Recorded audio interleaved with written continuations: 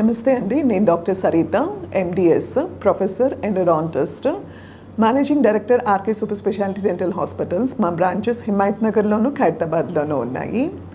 ఇవాళ మన టాపిక్ పన్ను ఊడిపోతే గనక పన్ను ఎందుకు పెట్టించుకోవాలి అనేది మనకు మెయిన్ కన్సర్న్.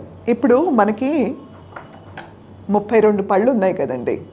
ఓకే, ఈ 32 పళ్ళల్లో ఏదో ఒక పన్ను లేదా మ్యాక్సిమం 2 పళ్ళు ఊడిపోయాయి అనుకోండి, మిగతా వాటితో మనం తినొచ్చు కదా. ఎందుకు మనం ఆ పళ్ళని రీప్లేస్ చేసుకోవాలి అనే దాని గురించి ఇవాళ మనం డిస్కస్ చేసుకుందాం. ఈ 32 పళ్ళల్లో ఓ 2 పళ్ళు ఊడిపోయాయి లేదా ఒక పన్ను ఊడిపోయింది, ఎందుకు రీప్లేస్ చేయాలి వాటిని? పన్ను ఊడిపోయినది సపోజ్ ఇది ఉందనుకోండి, ఇక్కడ ఒక పన్ను లేదు. ఓకే, ఈ పన్ను లేనప్పుడు ఏమవుతుంది అంటే, ఈ కింద ఉన్న పన్ను చూసారా, ఈ కింద ఉన్న పన్ను నిదానంగా పైకి వస్తుంది ఆ గ్యాప్ని ఫిలప్ చేయటానికి. ఓకే, దానికి అపోజింగ్ ఫోర్స్ ఏమీ లేదు కాబట్టి నిదానంగా అది పైకి వస్తుంది. ఈ పక్కనున్న 2 పళ్ళు చూసాయా, పక్కనున్న 2 పళ్ళు నిదానంగా ఇక్కడ గ్యాప్ ఉంది కాబట్టి ఇవి ఇట్లా అడ్డంగా వాటిని క్లోజ్ అయిపోతూ వస్తాయి అన్నమాట. సో ఒక పన్ను లేకపోవటం మూలాన ఓకే, మనకి ఆ ఒక పన్ను మూలాన ఈ పన్ను ఉండదు, ప్లస్ ఈ పన్ను పైకి వచ్చేస్తుంది. ఈ పక్క 2 పళ్ళు కూడాను స్ట్రైట్గా కాకుండా నిదానంగా ఆ గ్యాప్ని క్లోజ్ చేసుకుంటా ఇట్లా లాటరల్గా వస్తాయి. సో 4 పళ్ళకి ఇబ్బంది అవుతుంది. రెండోది, పన్ను లేని చోట నిదానంగా మనకి ఏమవుతుందంటే ఈ పైన ఉన్న ఎముక నిదానంగా కరిగిపోతూ ఉంటుంది.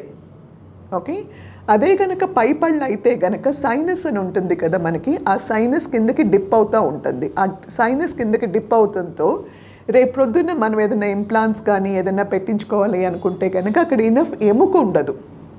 అక్కడ ఇనఫ్ ఎముక లేకపోతే మళ్ళీ బోన్ గ్రాఫ్టింగ్ చేయించుకోవటము, లేకపోతే ఈ ఏరియాని వదిలేసి టెరిగాయిడ్ ఇంప్లాంట్స్ అని, జైగోమాటిక్ ఇంప్లాంట్స్ అని వాటికి వెళ్ళటము, ఓకే, అవి చేస్తూ ఉంటారు.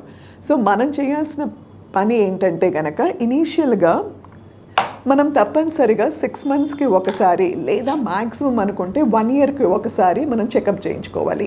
సో ఇలా ఈ ప్రొసీజర్లో లెటస్ సే మనకి ఒక పన్ను పోయిందనుకోండి, మనకున్న ఆప్షన్స్ ఏంటి, ఆ పన్ను పోయిన స్థలంలో మనకున్న ఆప్షన్స్ ఏంటి అనేది ఇవాళ మనం తెలుసుకుందాము. ఈ ఒక పన్ను ఇక్కడ పోయింది, ఈ పన్ను పోయిన తర్వాత మనం ఇట్లా తీసి పెట్టుకునే పళ్ళు పెట్టుకోవచ్చు. ఓకే, వీటి అడ్వాంటేజెస్ ఏంటి, వీటి డిసడ్వాంటేజెస్ ఏంటి?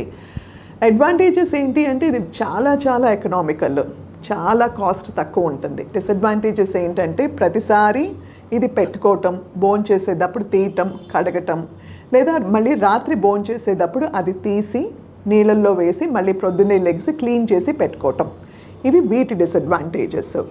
వీటిల్లోనే మనకి ఫ్లెక్సిబుల్ డెంచర్స్ అని ఉంటాయి. ఓకే, ఆ ఫ్లెక్సిబుల్ డెంచర్స్ అంటే కొంత వీటికి ఫ్లెక్షన్ ఉంటుంది. సో ఏదైనా చిగురికి మీకు అల్సర్ లాగా ఫామ్ కాకుండా, కాస్త ఇబ్బంది లేకుండా, లేదా పొరపాటున కిందకి జారినా సరే పెట్టుకోవటంలోనూ తీయటంలోనూ కాస్త వెసులుబాటు ఉంటుంది మీకు. ఓకే, అదే కనుక మనకి మొత్తం పళ్ళు పోతే కనుక మీకు తెలుసు కదా, ఫుల్ డెంచర్స్ అని వాడతాము. ఈ పోయిన పళ్ళ స్థానంలో ఇంకొక ప్రొసీజర్ ఏంటంటే బ్రిడ్జెస్ అని అంటాము. ఓకే, ఈ బ్రిడ్జెస్ దీంట్లో పక్క 2 పళ్ళని కొంచెం కట్ చేసి వాటి సపోర్ట్ తీసుకుని ఇట్లా బ్రిడ్జ్ పెడతాము. దీని అడ్వాంటేజెస్ ఏంటి, డిసడ్వాంటేజెస్ ఏంటి తెలుసుకుందాము. ఓకే, సో దీంట్లో ఏంటంటే మనం ప్రతిరోజు తినేటప్పుడు లేదా రాత్రి పడుకోబోయేటప్పుడు తీసి మనం పెట్టుకోవాలి. వీటిల్లో ఏంటి అంటే ఇది మన మామూలు పళ్ళలాగా ఫిక్స్డ్గా ఉంటాయి. కానీ దీంట్లో ఉన్న డిసడ్వాంటేజ్ ఏంటి, ఈ పక్క 2 పళ్ళని కూడాను మనం కట్ చేస్తాము, మనం షేప్ చేస్తాము. Okay, so at least 40% of the tooth structure వీటికి పోతుంది. పోయి వాటి సపోర్ట్ తీసుకుని మనం ఇది పెడతాము. దీనికన్నా కూడాను ఇది కొంచెం ఎక్స్పెన్సివ్గా ఉంటుంది. లేదా ఇప్పుడు మనం లేటెస్ట్గా చేసేది ఏంటి, ఈ ప్లేస్లో 2 పళ్ళు పోయాయి, ఈ పోయిన 2 పళ్ళు కూడాను మనం తప్పనిసరిగా కూడాను పక్క పళ్ళని ఏమీ టచ్ చేయకుండా ఇంప్లాంట్స్ అని పెట్టించుకుంటాము. ఇంప్లాంట్స్ అంటే ఏంటి, ఇలాంటి ఒక స్క్రూ లాంటి మెటీరియల్ ఉంటుంది. ఈ స్క్రూ లాంటి మెటీరియల్ మనం ఎముక లోపల పెట్టి, మీరు చూస్తున్నారు కదా ఇది ఇంప్లాంట్. ఓకే, ఇది ఎముక లోపల పెట్టి పైన ఇట్లా పన్ను పెట్టేస్తాము. ఓకే, ఇది ఇంప్లాంట్.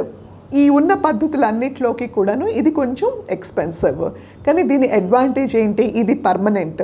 ఓకే, ఈ బ్రిడ్జిల్లో లాగా మన పక్క పళ్ళని టచ్ చేయటం కూడా ఉండదు. అంటే పక్క పళ్ళని కట్ చేసి వాటి సపోర్ట్ తీసుకుని పెట్టుకోవటం అనేది ఇంప్లాంట్కి ఉండదు.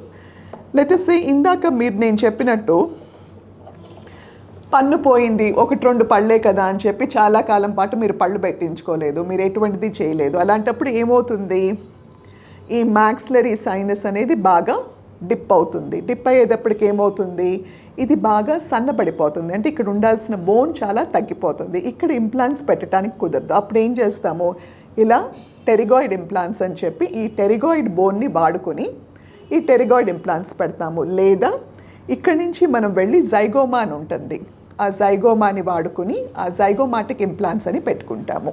ఓకే, ఇవి వివిధ రకాలైన పద్ధతులు.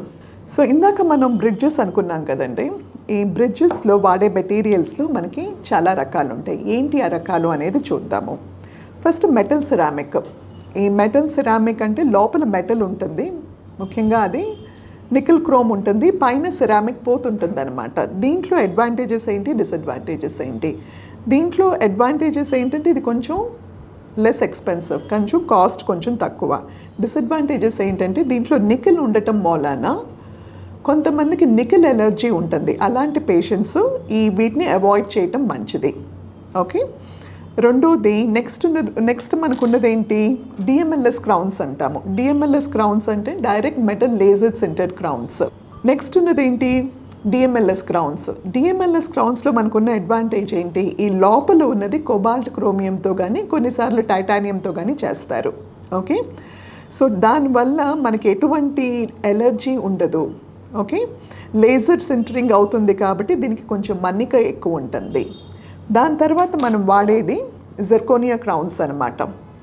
ఈ మెటల్ సిరామిక్ కానీ డిఎంఎల్ఎస్ క్రౌన్స్ కానీ ఏమవుతుంది, కొన్నాళ్ళ తర్వాత ఈ అరిగిపోవటం వల్ల కానీ లేకపోతే వేరే ఏ కారణాల చేత అయినా కనుక సిరామిక్ పోతే కనుక మీరు ఇక్కడ చూస్తున్నట్టు లోపల మెటల్ ఎక్స్పోజ్ అవుతుంది అనమాట.